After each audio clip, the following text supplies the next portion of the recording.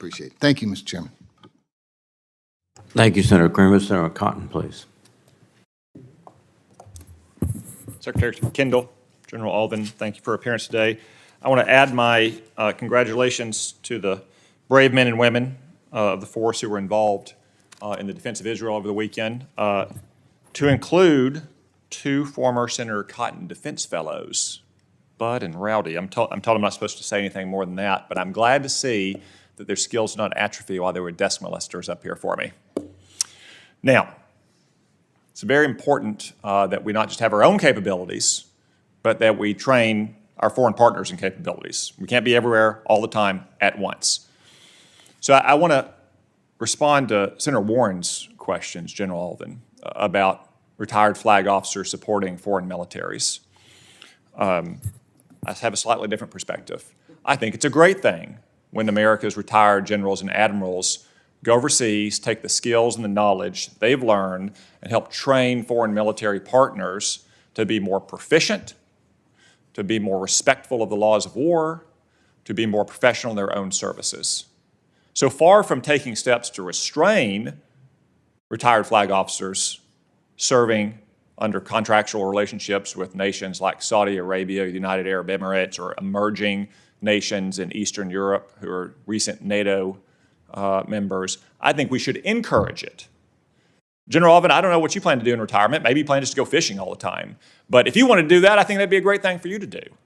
And this committee carefully considered that matter last year in our markup. And those markups aren't public, so you don't know what happened, but this was a serious debate then. And Senator Warren called one of these measures a loophole. It's not a loophole, it's specifically how we wrote it, because we think it's a good thing for our retired flag officers to be advising partner nations whose militaries may not yet be as skillful or as professional as ours, but whose militaries we should want to be as skillful and professional as ours. So General Alvin, can I get your commitment that we will continue to ensure retired flag officers can in fact work with partner and allied nations?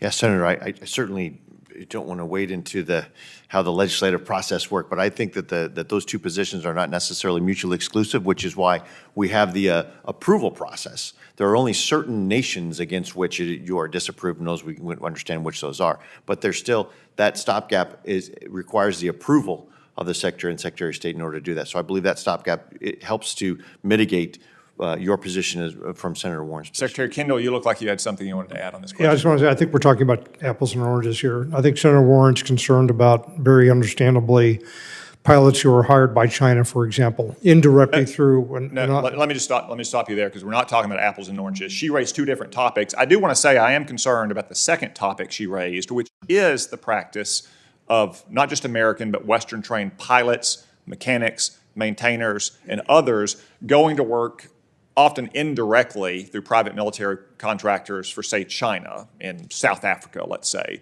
And that is something we definitely need to crack down on, and something that we took steps with. Senator Kelly and I have worked on this challenge as well. We need to make sure that all those pilots and those maintainers and mechanics that we have trained are not using their skills that the taxpayers paid for to indirectly or directly help our adversary. So I'm glad to hear that you're counseling all those people as they leave the service to be aware of their obligations. I mean, I frankly think it should be strictly prohibited, if not made a crime, to work for a foreign military like China's. That contrasts to her first point, which is, again, military officers, usually flag officers, sometimes field grades, going to work for friendly nations like Saudi Arabia or Jordan or the United Arab Emirates, some fruits of which we saw over the weekend. So I just want to say it's good when they go to work for pro-American countries. It's bad when they go to work for anti-American countries. It's pretty simple. I don't see what the complication is here. Yeah, we don't have any disagreement with that, Senator Cotton. Thank you. One final point, since we're talking about making sure that foreign partners have strong capabilities, so we don't have to carry the load everywhere. Secretary Kendall, General Alvin, you know that a top priority for Senator Bozeman and for me is the Foreign Military Sales Training Mission at Ebbing Air National Guard Base in Fort Smith, Arkansas. We know that they're still working out a few things in terms of the construction and the airspace. Secretary Kendall, you've committed to me in the past on several occasions that you're going to make sure that this stays on time and that we have the Sound of Freedom return to the River Valley later this fall. Can I get your commitment again, given whatever the latest developments are on your end, that that is still going to happen on time this fall? Before I give you a commitment about on time, let me go double check and see exactly where we are. I know we're moving forward on this, and I haven't had any reports that we're just slipping schedule, but let me check it. I haven't and get either, back but to you never know when you're dealing with the real world of building this thing or moving that thing. I just don't want to have not dealing with the real world, but the bureaucratic world of red tape. So I just want to make sure that you've got a sword over the Gordian knot. You're ready to cut if you have to. We will do whatever we can to stay on schedule, absolutely.